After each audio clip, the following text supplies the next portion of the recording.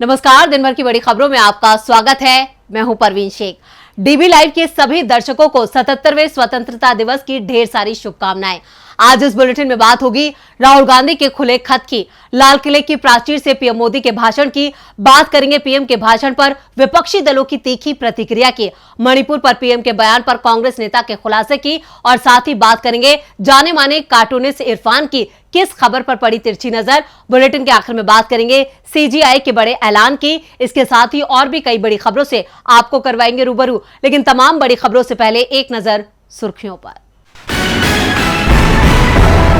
Karnataka high court का बड़ा फैसला, गोद लिए जाने के बाद पिछले परिवार की संपत्ति पर नहीं है बच्चों का कोई अधिकार। सीएम नीतीश कुमार की सुरक्षा में लगी सेंध, वीआईपी के साथ पहुंचा था सीएम के करीब, सुरक्षा कर्मियों ने युवक को पकड़ा। मनसे चीफ राज ठाकरे का दावा, बीजेपी ने दिया साथ आने का न्योता, लेकिन मैंने अभी तक नहीं किया फैसला। एशियन गेम्स 2023 से पहले भारत को लगा बड़ा झटका, एशियन गेम्स की गोल्ड मेडलिस्ट महिला रेसलर विनेश फोगाट ने अपना नाम वापस लिया। ये तो थी सुर्खियां और अब बात आज की सबसे बड़ी खबर की। आज पूरा देश जश्न आजादी मना रहा है। आजादी के इस मौके पर राहुल गांधी ने देशवासियों के नाम खुला खत लिखा, तो दूसरी तरफ पीएम मोदी ने 10वीं बार ऐतिहासिक लाल किले पर तिरंगा फहराते हुए देश को संबोधित किया। इस दौरान पीएम ने अपनी सरकार की उपलब्धियां गिनाई। इस खबर पर हम करेंगे बात, लेकिन पहले बात करते हैं देशवासियों के नाम राहुल गांधी के खुले खत की। 77वें स्वाधीनता दिवस पर राहुल गांधी ने देशवासियों के नाम खुला खत लिखा, जिसमें उन्होंने कहा कि भारत माता हर एक भारतीय की आवाज है, चाहे वो कितना भी कमजोर या मजबूत क्यों ना हो। अपने खत में उन्होंने कन्याकुमारी से कश्मीर तक अपनी 145 दिवसीय भारत जोड़ो यात्रा के बारे में बात की और अपना अनुभव साझा किया कि कैसे उनकी यात्रा के दौरान लोगों ने उन्हें छुआ। राहुल ने कहा कि इस दौरान मेरे प्रेम का उद्देश्य अचानक स्वयं प्रकट हो गया था। मेरी प्यारी भारत माता कोई भूमि नहीं थी, ये विचारों का समूह नहीं था, ये कोई विशेष संस्कृति, इतिहास या धर्म नहीं था, न ही ये वो जाति थी जिसके लोगों को सौंपा गया। भारत माता हर एक भारतीय की आवाज थी, चाहे वो कितना भी कमजोर या मजबूत क्यों ना हो। भारत सभी आवाजों के अंदर छिपी खुशी, डर और दर्द था। भारत को सुनने के लिए मेरी आवाज, मेरी इच्छाएं, मेरी महत्वाकांक्षाएं चुप हो गईं। भारत अपने किसी से बात करेगा, लेकिन केवल तभी जब कोई विनम्र और पूरी तरह से चुप हो। मैं नदी में उस चीज की तलाश कर रहा था जो केवल समुद्र में ही मिल सकती थी। राहुल गांधी ने फारसी कवि रूमी को उद्धृत करते हुए कहा, अगर शब्द दिल से आते हैं तो वो दिल में प्रवेश करेंगे। इस दौरान राहुल गांधी ने यात्रा के दौरान अपने घुटने में दर्द की बात कही। कहा, जब भी मैं रुकने के बारे में सोचता, कोई ना कोई आता और उन्हें जारी रखने की ऊर्जा उपहार में दे जाता। राहुल गांधी ने अपने दर्द को भुलाकर देश को ऊपर रखा है। वहीं पीएम मोदी ने आजादी की वर्षगांठ पर एक चुनावी भाषण दे डाला। तो क्या कहा पीएम मोदी ने, देखते हैं ये रिपोर्ट। प्रधानमंत्री नरेंद्र मोदी ने आज 10वीं बार लाल किले पर तिरंगा फहराया। पीएम मोदी को इससे पहले 21 तोपों की सलामी भी दी गई।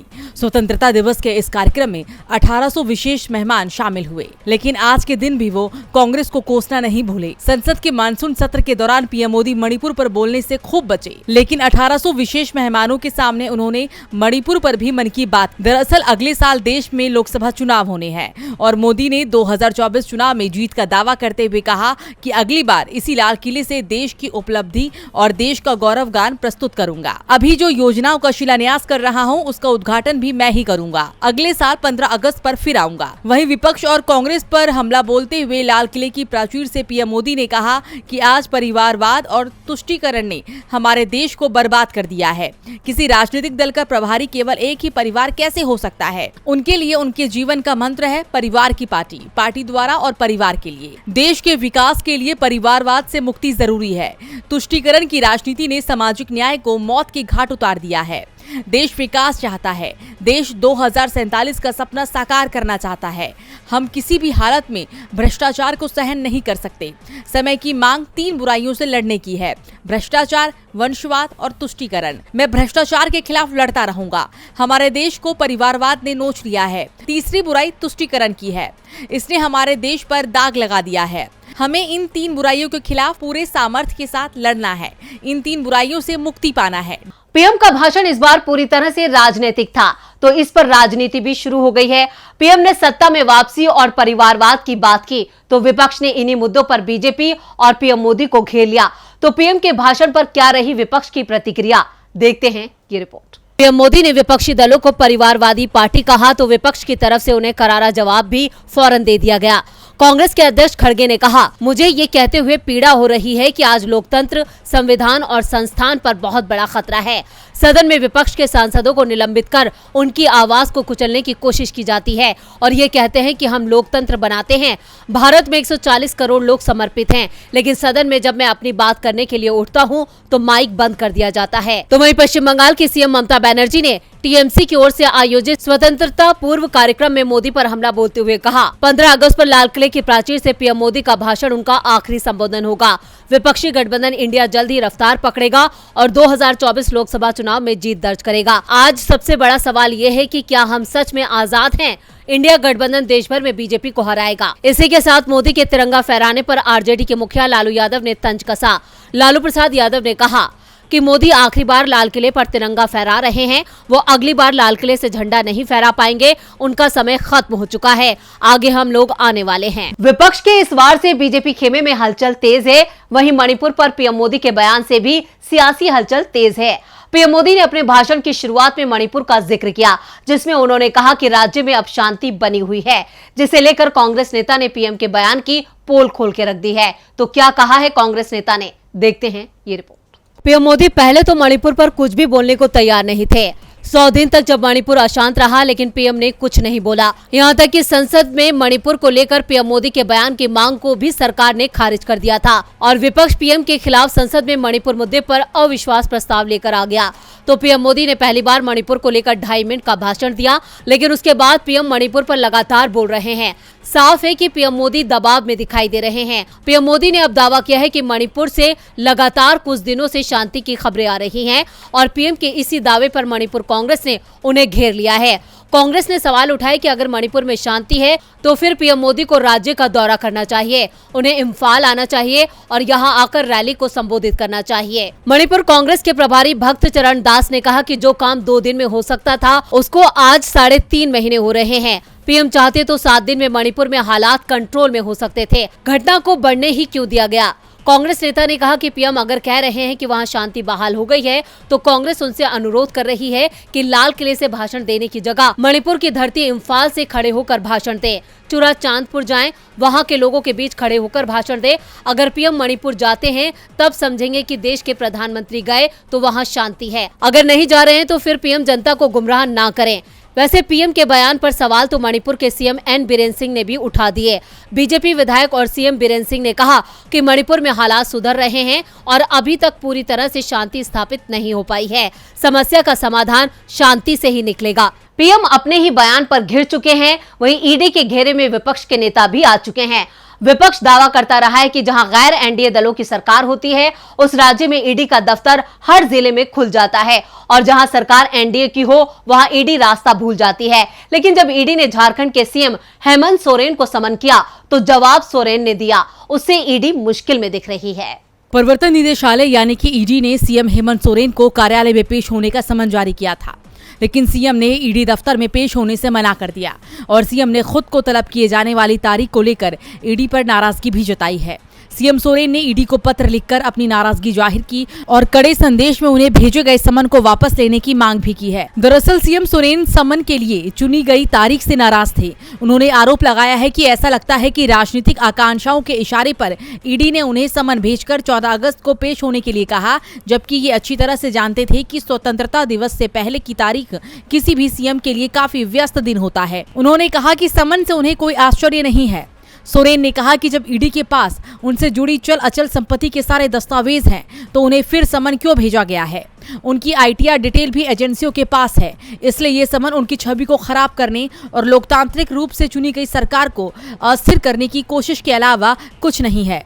दरअसल ईडी ने रांची में जमीन घोटाले से जुड़े मामले में 9 फरवरी और 15 फरवरी को बड़गाई अंचल का सर्वे किया था। इसके अलावा कोलकाता के रजिस्ट्रार ऑफ इंश्योरेंस कार्यालय का भी सर्वे किया गया था। जमीन घोटाले में सेमो में कार्यरत उदय शंकर के यहाँ छापेमारी के दौरान कई सारे दस्तावेज ईडी को मिले थे। उस छापे के बाद ईडी ने जमीन मालिकों और सरकारी पदाधिकारियों का बयान अलग अलग तारीखों में दर्ज किया था। ईडी ने जाँच के दौरान आए तथ्यों के आधार पर सीएम सोरेन को समन जारी किया था। सोरेन के जवाब पर ईडी का क्या एक्शन होगा ये तो देखना होगा।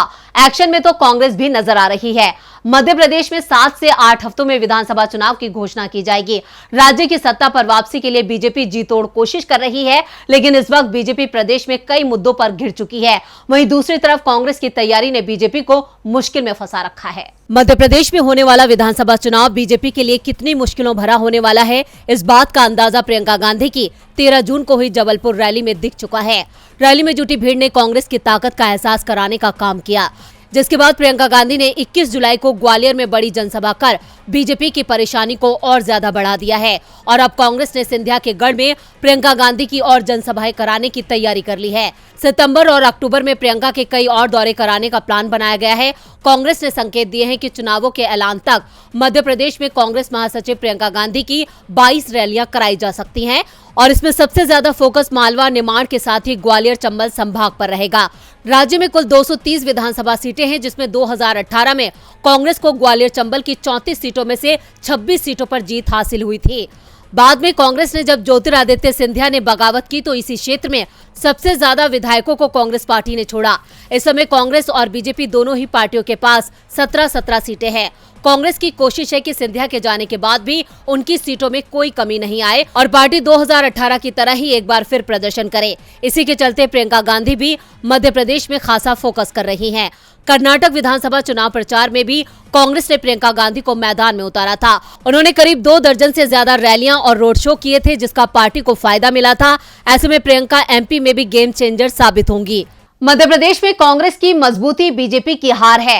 एमपी के बाद देखते हैं कि जाने माने कार्टूनिस्ट इरफान की किस खबर पर पड़ी तिरछी नजर।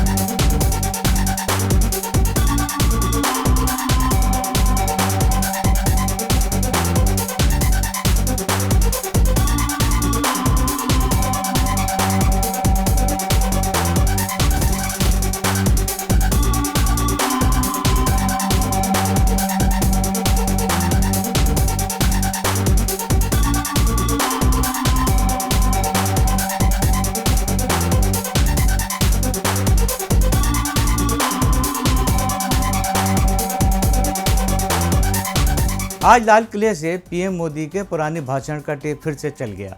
आने वाले चुनाव के लिए लोगों से उन्होंने मदद की अपील भी की। जनता की कमर तोड़ महंगाई की राहत की तो कोई बात उन्होंने की नहीं। अल्पसंख्यकों की सुरक्षा की भी कोई बात नहीं की। साथ में वही उनके रिफॉर्म, परफॉर्म और ट्रांसफॉर्म जैसे शब्दों का जाल लोगों के ऊपर फेंकता रहा, जिसका मतलब देश की आधी से ज़्यादा आबादी नहीं जानती।